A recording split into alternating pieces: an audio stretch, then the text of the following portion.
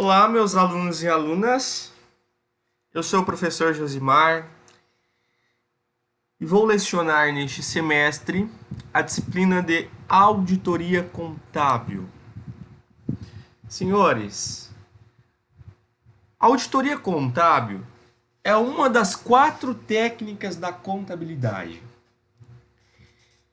A contabilidade é uma ciência social que estuda o patrimônio das empresas, tem o objetivo de registrar e controlar este patrimônio e tem por finalidade fornecer informações úteis aos diversos usuários da informação contábil. Agora, a auditoria contábil, ela é uma das 4 técnicas. Mas o que são as técnicas de contabilidade? A contabilidade como ciência, para cumprir com seu objetivo, exercer a sua função e fornecer informações úteis, ela utiliza das suas técnicas. Quais são as técnicas de contabilidade?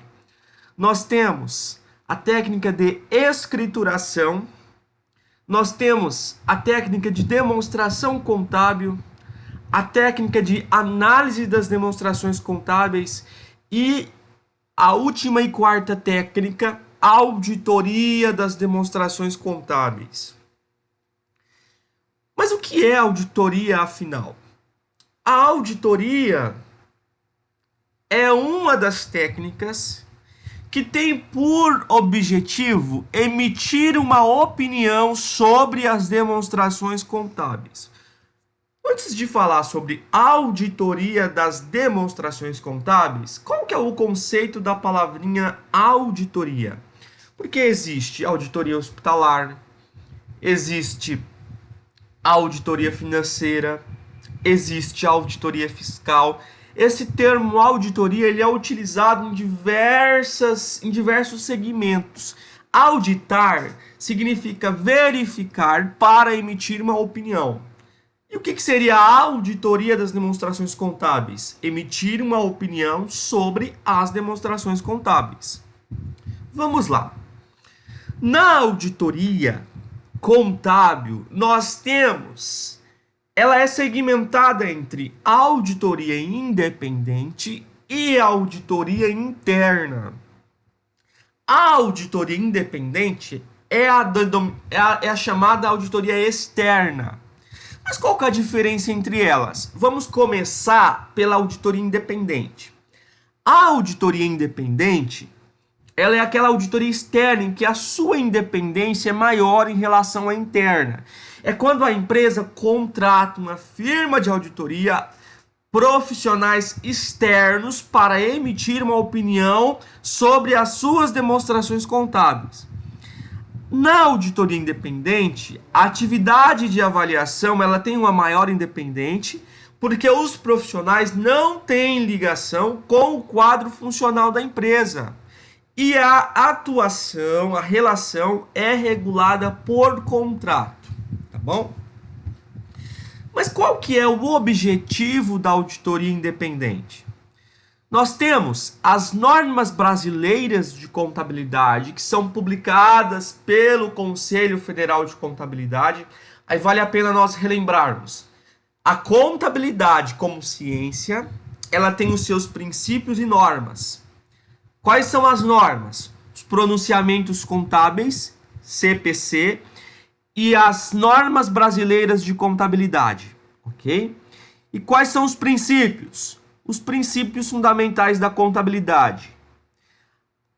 As normas brasileiras de contabilidade, elas são divididas em normas técnicas e normas profissionais. As normas técnicas regulamentam aspectos profissionais do contabilista.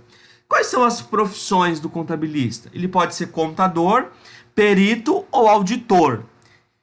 E nós temos as normas brasileiras de contabilidade técnica, que fala sobre matéria técnica dos profissionais da contabilidade.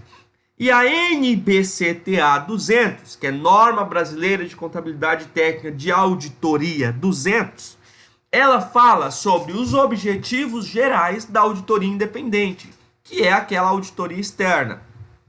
Bom, O objetivo geral da auditoria independente é obter segurança razoável de que as demonstrações contábeis como um todo estão livres de distorção relevante, independentemente se causadas por fraude ou erro, possibilitando assim que o auditor expresse sua opinião sobre as demonstrações contábeis, se as demonstrações contábeis foram elaboradas em todos os aspectos relevantes em conformidade com a estrutura de relatório financeiro aplicável. Então vamos lá. Vamos entender melhor esse objetivo aqui. Obter segurança razoável. Por que razoável e não absoluta? Porque a auditoria, como técnica da contabilidade, ela nunca vai, auditoria independente, ela nunca vai conseguir obter uma segurança absoluta de que as demonstrações contábeis estão livres de distorção relevante. O papel do auditor é obter uma segurança razoável para que o risco de distorção seja minimizado. Por quê? Você deve estar me perguntando agora, por que, professor, não é possível ter segurança absoluta? Porque a auditoria trabalha com amostragem.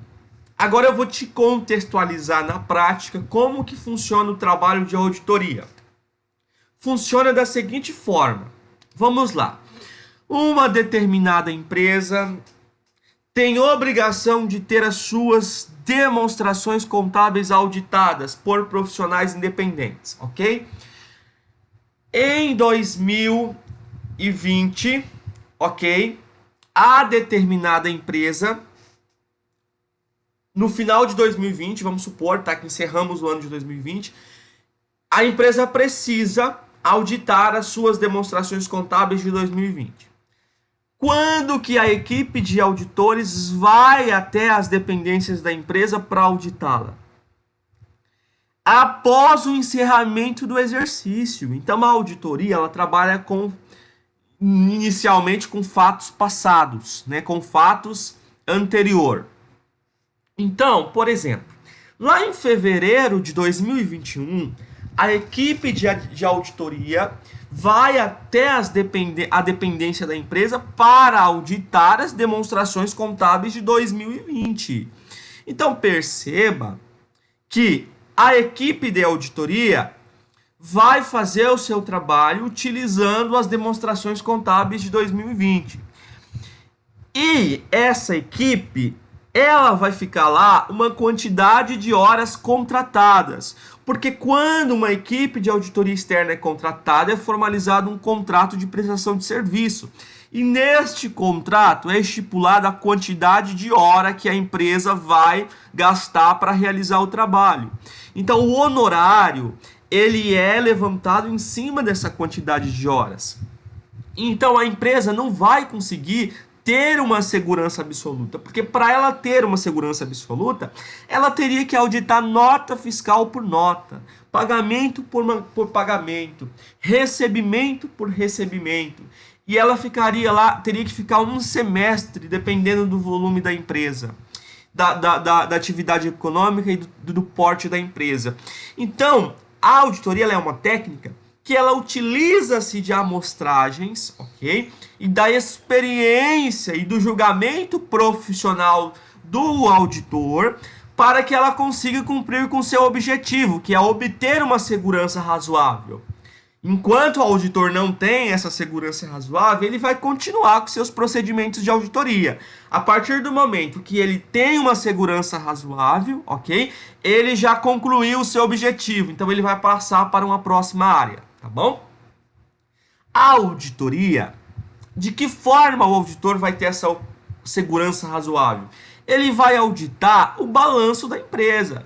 Mas afinal de contas, qual que é o balanço da empresa? O balanço da empresa são as contas contábeis, ativo, passivo, né? Dentro do ativo nós temos o que? Disponibilidade, nós temos impostos a recuperar, nós temos estoques, nós temos imobilizado. Dentro do passivo nós temos o que? Fornecedores, impostos a recolher, obrigações trabalhistas.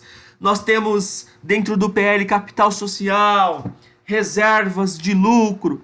Todas essas contas estarão no escopo do auditor para a auditoria. Dentro dessas contas, será realizado procedimentos de auditoria para obtenção de uma segurança razoável. Ok? Aqui fala o seguinte: obter segurança razoável de que as demonstrações contábeis como um todo estão livres de distorções relevantes, independentemente se causadas por fraude ou erro. Atenção, não é o objetivo principal da auditoria, né, identificar fraude na empresa, a não ser que ela seja contratada com um objetivo específico. Mas no processo, ok, pode ser que no processo em que o auditor esteja realizando seus procedimentos para obter segurança razoável, pode ser que ele consiga pegar fraude. Aí nessa situação ele deve comunicar à alta direção sobre essa situação. Agora, se ele identifica erro, ele tem que repassar esses erros para que eles sejam retificados, tá bom? Então, a obtenção da segurança razoável vai possibilitar ao auditor que ele expresse, que ele emita uma opinião se essa demonstração contábil, se essas demonstrações contábeis, porque o auditor ele vai auditar todas as demonstrações contábeis, se elas foram elaboradas em todos os aspectos relevantes, em conformidade com a estrutura de relatório financeiro aplicável. Quando eu falo estrutura de relatório financeiro aplicável, eu estou falando do CPC 00, que fala sobre a estrutura conceitual. Eu estou falando do CPC 26, que fala sobre a apresentação das demonstrações financeiras. Eu estou falando de todas as normas regulamentar, todas as normas contábeis, ok? E os princípios, consequentemente. Também é objetivo da auditoria apresentar relatórios sobre as demonstrações contábeis e comunicar-se como exigido pelas NBCTAs em conformidade com as constatações do auditor. Então perceba que a NBCTA 200, ela fala o seguinte: olha, o objetivo do auditor independente é obter segurança razoável, ok? Para que o auditor consiga emitir a sua opinião se o relatório está livre de distorção relevante, ok? Apresentar relatório de auditoria e cumprir com as NBCTAs em gerais. Então, você que estava pensando que só tinha uma norma de auditoria, uma norma técnica, não. Tem muitas outras normas técnicas que nós vamos ver cada uma. Nós temos várias normas técnicas de auditoria, tá bom? Essa é a NBCTA 200, que fala sobre os objetivos gerais da auditoria independente, tá bom? O produto final da auditoria independente é a emissão de um parecer, de um relatório com um parecer sobre as demonstrações contábeis, tá bom? O relatório é onde o auditor vai expressar a sua opinião sobre as demonstrações contábeis, né? Com todos os aspectos relevantes em conformidade com a estrutura conceitual aplicável de um relatório financeiro. A expectativa dos usuários, quem são os usuários? A empresa que contratou, a empresa de auditoria, o banco, enfim, todos os usuários da informação contábil que utiliza-se do relatório da auditoria, a expectativa é que seja uma opinião clara, objetiva do auditor sobre as demonstrações financeiras. Olha, você deve estar me perguntando aqui, professor, você falou demonstração contábil e demonstração financeira. Qual que é a diferença? Nenhuma. São sinônimas, tá bom? Hoje se utiliza o termo demonstrações financeiras porque o relatório geral, ok, é um conjunto de demonstrações contábeis mais as notas explicativas que tem um objetivo de demonstrar a situação financeira de uma determinada empresa. Por isso, hoje, o mais usual é utilizar o termo demonstrações financeiras, mas é sinônimo de demonstrações contábeis, tá bom? Vamos lá. Estrutura do relatório financeiro aplicável. O que é isso? É aquele relatório que está em conformidade com a natureza da entidade e com o objetivo das demonstrações contábeis e que seja respeitando leis e regulamentos. Tá bom? Então, o relatório financeiro aplicável, ele tem a natureza da entidade, os objetivos das demonstrações contábeis, respeitando as leis e os regulamentos. Esse é o modelo de relatório aplicável. Vamos lá, vamos dar continuidade aqui. Mas qual a finalidade da auditoria independente? A NBCTA 200 fala que a finalidade da auditoria independente é emitir uma opinião sobre as demonstrações contábeis como um todo. Isso é alcançado mediante a expressão de uma opinião pelo auditor sobre se as demonstrações contábeis foram elaboradas em todos os aspectos relevantes em conformidade com a estrutura de relatório financeiro aplicável, respeitando a legislação societária. Atenção. Você deve estar me perguntando agora o que é, afinal de contas, o que é legislação societária.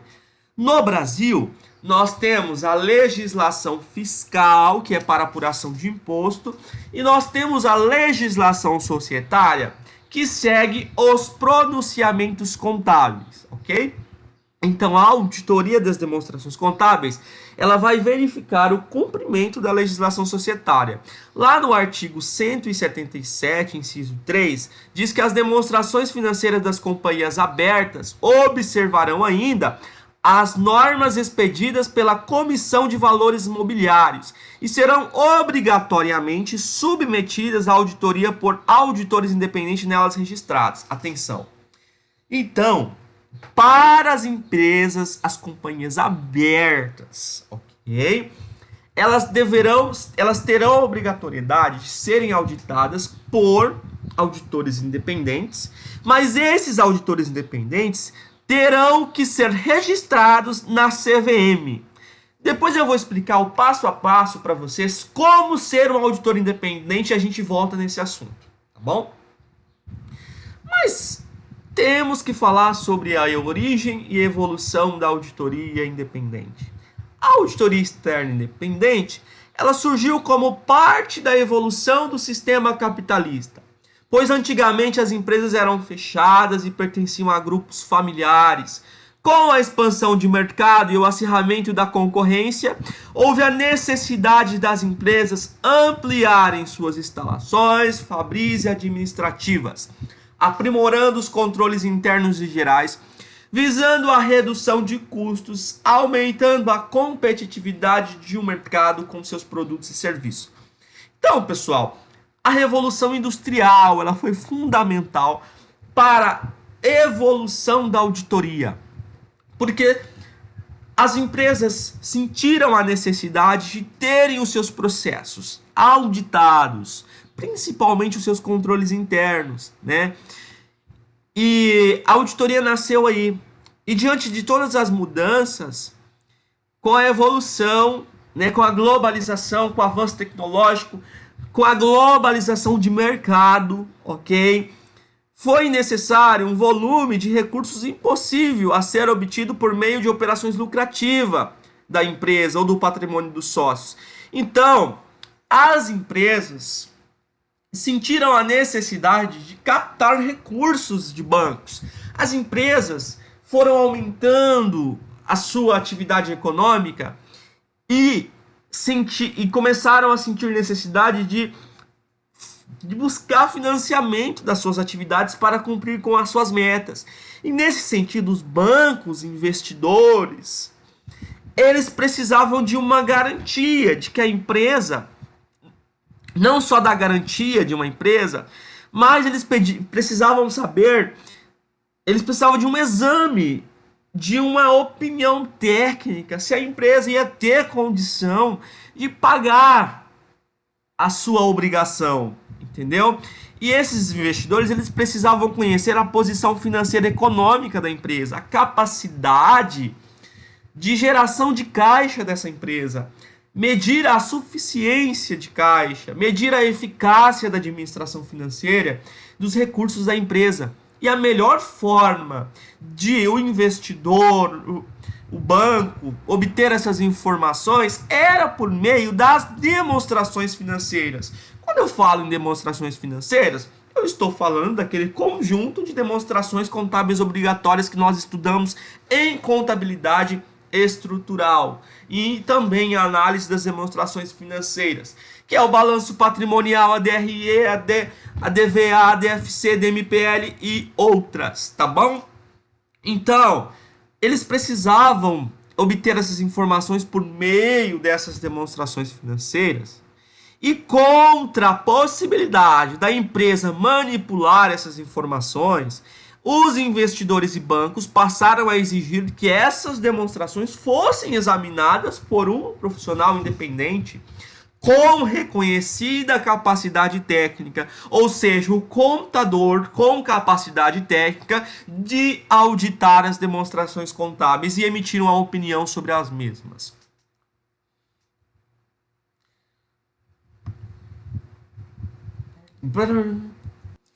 Quais são os órgãos reguladores que relacionados com os auditores, né? Quando eu falo auditores, eu estou falando auditor independente e auditor interno também, que a gente já vai ver o que é auditor interno. É a CVM, Comissão de Valores Mobiliários, quando companhias abertas, tá bom? IBRACON, ok? CFC, Conselho Federal de Contabilidade, Audibra e CPC. E as normas, né, contábeis e princípios contábeis também que o auditor deve seguir. Agora eu vou falar sobre a auditoria interna versus externas, né? Porque a técnica de auditoria, que é a quarta técnica da contabilidade, ela está segmentada ali entre a auditoria interna e externa. Mas qual que é a diferença? Aí eu trouxe um quadrinho para compará-las, tá bom? O auditor interno, ele possui vínculo empregatício. Pode haver terceirização, mas ele tem um vínculo direto com a empresa interna. Ele tem um menor grau de independência. O objetivo é o cumprimento das normas internas e avaliação dos controles internos, ok? Maior volume de testes nos seus procedimentos. Os interessados é a administração e funcionários da entidade. E a responsabilidade é apenas trabalhista e o trabalho é contínuo enquanto ele tem vínculo empregatício com a empresa. Já o auditor independente, ele não possui vínculo empregatício, ele tem um maior grau de independência, ok? O seu objetivo é a emissão da opinião sobre as demonstrações contábeis, de uma opinião, positiva ou negativa, vai depender da eficácia das demonstrações contábeis. Tem um menor volume de testes. Os interessados são as entidades e público em geral. E a responsabilidade ela é profissional, civil e criminal. Ok? E o trabalho periódico. Ele não é contínuo. O auditor independente não fica lá todos os dias na empresa. É periódico. Ok? Ele audita as demonstrações contábeis após as mesmas serem finalizadas. A principal semelhança entre a auditoria interna e a auditoria independente é um método de trabalho que utiliza, muitas vezes, é muito parecido em algumas partes, tá bom? E a independência? Mas o que é independência, professor? A independência é a imunidade quanto às condições que ameaçam a capacidade de conduzir as atividades de auditoria independente de maneira imparcial. Quanto maior a independência, maior a segurança do relatório, né? De acordo com o Código de Ética Profissional do Contabilista, independente é ter uma postura mental, né? Na aparência. O auditor independente tem que ter a capacidade de formar uma opinião sem ser afetado por influências que poderiam comprometer essa opinião. A independência aprimora a capacidade do auditor de atuar com integridade, ser objetivo e manter postura de ceticismo profissional. Vamos lá, um exemplo para vocês entenderem. Vamos supor que eu seja auditor independente de uma firma e eu vou auditar a empresa que a minha esposa é diretora administrativa. Eu vou ter independência suficiente para auditar essa empresa, para emitir uma opinião segura sobre as demonstrações contábeis dessa empresa? Não, porque eu vou ter algum vínculo que pode comprometer a minha opinião. Ok? Então, o auditor ele tem que agir dessa forma, ele tem que ser objetivo e a sua postura tem que ser cética. O que é ceticismo profissional? A IFAC define o ceticismo profissional como a postura que inclui uma mente questionadora e alerta para condições que possam indicar possível distorção devido a erro ou fraude e uma avaliação crítica das evidências de auditoria. Isso está lá na NBCTA 200. Salienta ainda que é necessária uma postura cética ao longo de todo o trabalho, para que o auditor independente reduza os riscos inerentes à atividade, considerando os envolvidos. Esses riscos podem se referir às seguintes situações: não identificar circunstâncias suspeitas, obter conclusões generalizadas e usar pressupostos errados na obtenção de evidência e na avaliação dos respectivos resultados, ok? Então, galera, seguinte, o que é um profissional cético? É aquele profissional que ao chegar da empresa mantém uma postura profissional de relação com os auditados, ok? Um exemplo, o auditor independente. É cético que o auditor independente vá churrasquear com o cliente? É cético que o auditor independente vá almoçar na casa da contadora, do contador? É cético que o auditor independente mantenha uma relação pessoal com os auditados? Não, não é cético. Então nós temos que manter uma postura cética, uma postura séria, para que o profissional, o auditor independente, possua uma integridade de cumprir com o seu objetivo, que a NBCTA 200 diz que é emitir uma opinião sobre as demonstrações contábeis se as mesmas estão livres de erros e distorções relevantes, ok? Desta forma, a auditoria independente possui independência total em relação à entidade a ser auditada, diferentemente da auditoria interna, que possui uma independência organizacional. Veja bem, na auditoria interna, é uma respectiva pessoa que é contratada para acompanhar os processos, emitir opinião sobre se os funcionários estão cumprindo as normas e regulamentos internos da empresa, mas ela tem uma relação com a alta direção. Então, um exemplo, se o diretor-geral da empresa está, de repente, cometendo algum tipo de crime, de fraude, o auditor interno está no seu escopo analisar, identificar isso, né? Mas ele terá uma independência comprometida, entendeu? Eu não estou falando que em todas as empresas que têm departamento de auditoria interna acontece isso. Já aconteceu situações no mercado em que o auditor interno, ok, identificou possíveis fraudes cometidas por diretores da máxima gestão ou executivos da máxima gestão. O que eu estou dizendo é que a independência na relação de auditor interno e empresa é comprometida por ser uma independência organizacional, ok?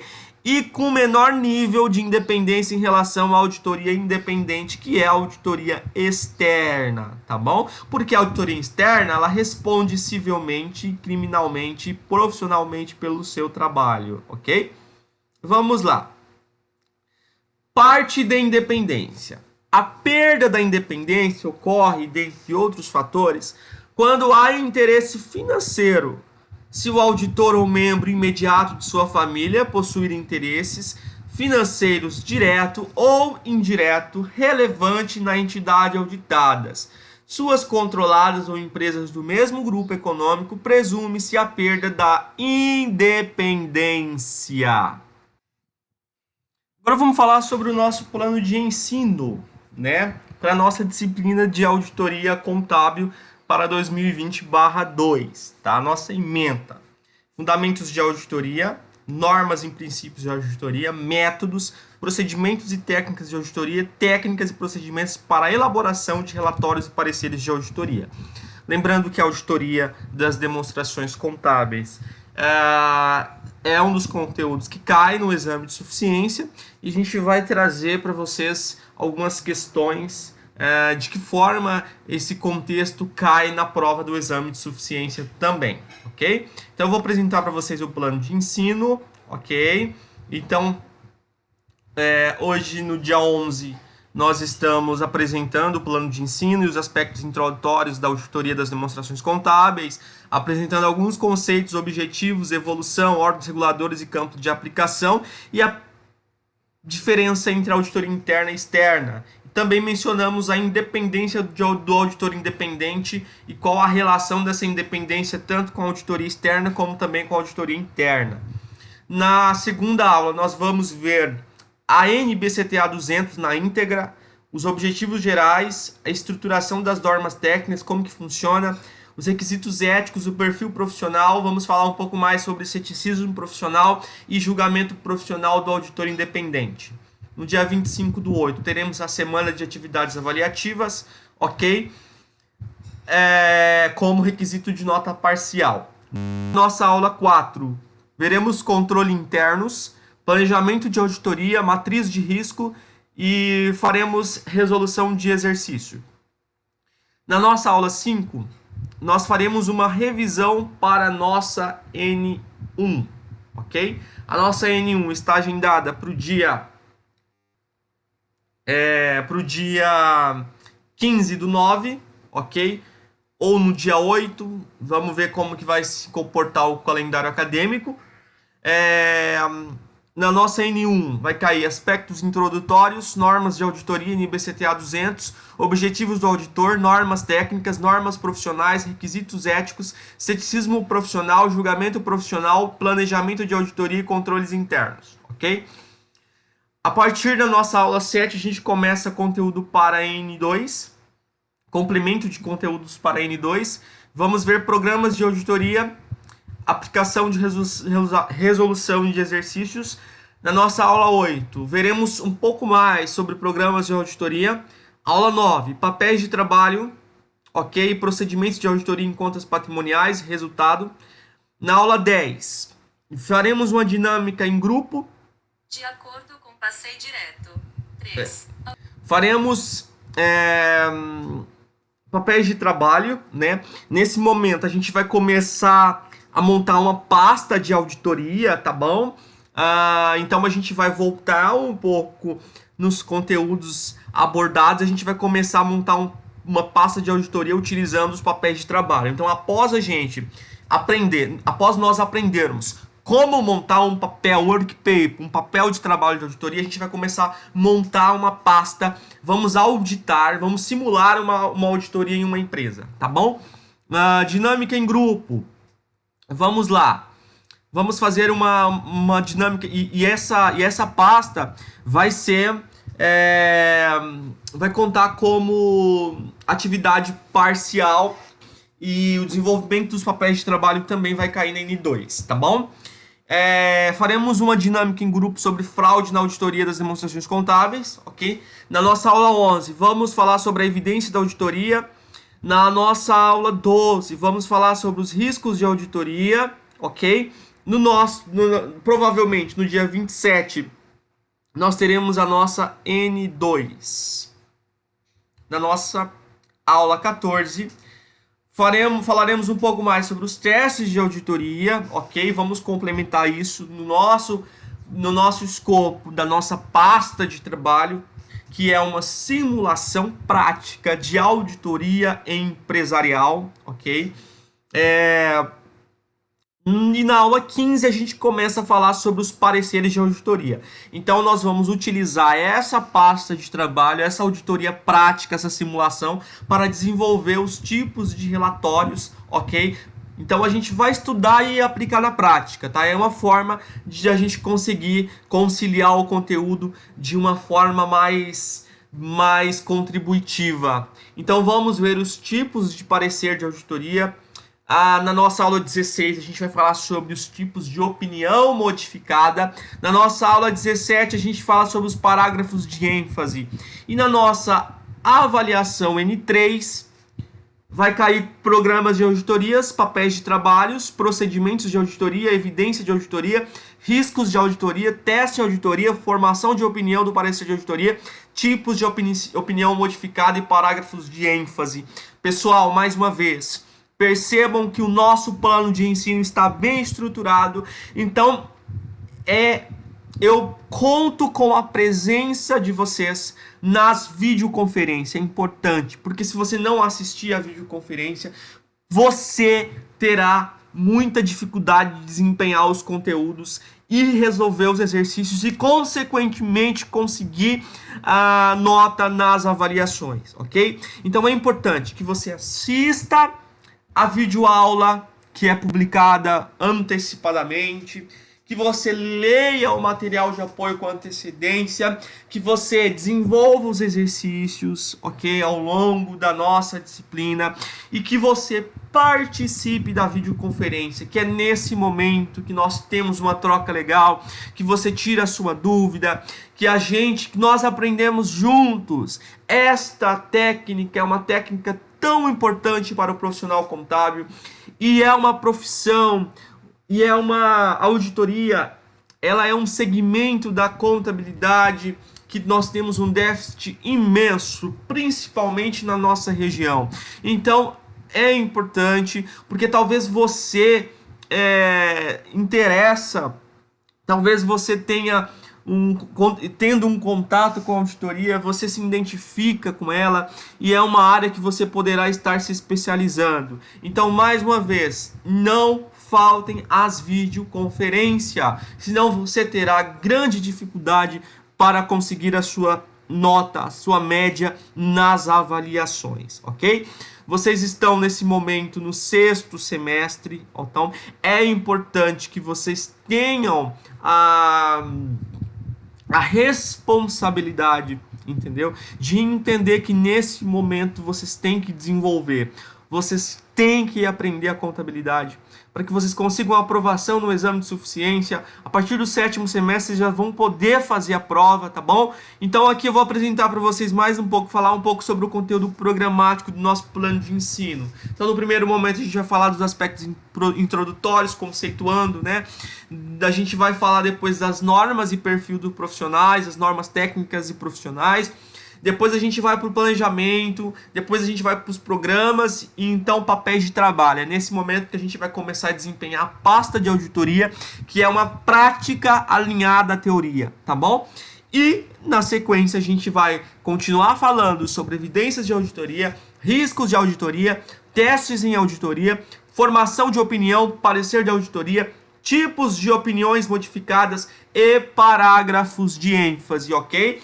Agora, para nossa videoconferência, vamos combinar o seguinte. Lá no portal do aluno, tem 2 perguntinhas lá. Essas perguntinhas, eu vou cobrar essas perguntinhas na nossa videoconferência do dia 18 de agosto. Então, você vai participar da videoconferência de hoje, vai tirar do dia 11/8, vai tirar todas as dúvidas, a gente vai ter uma troca legal e você vai refletir sobre a questão perguntada lá no descritivo do portal e no dia 18/8, no início da aula, no início da videoconferência, nós faremos um debate sobre esse assunto, tá bom? Então é importante que você leia o material de apoio, anote as suas dúvidas para que na videoconferência nós possamos ter uma troca legal, tá bom? Então, a auditoria contábil é uma das 4 técnicas da contabilidade muito importante, e com profissionais em déficit é uma carreira, uma provável carreira que você poderá estar adotando aí no mercado após você concluir o seu curso, tá bom? Então é isso, espero que eu tenha contribuído, que essa videoaula tenha te ajudado a entender melhor o que é auditoria. Vamos continuar abordando os termos, tá? É só uma introdução à auditoria e é isso aí. Espero que eu tenha contribuído. Um grande abraço a todos. Obrigado por tudo. Obrigado por estarem comigo. Fiquem com Deus. Tchau, tchau.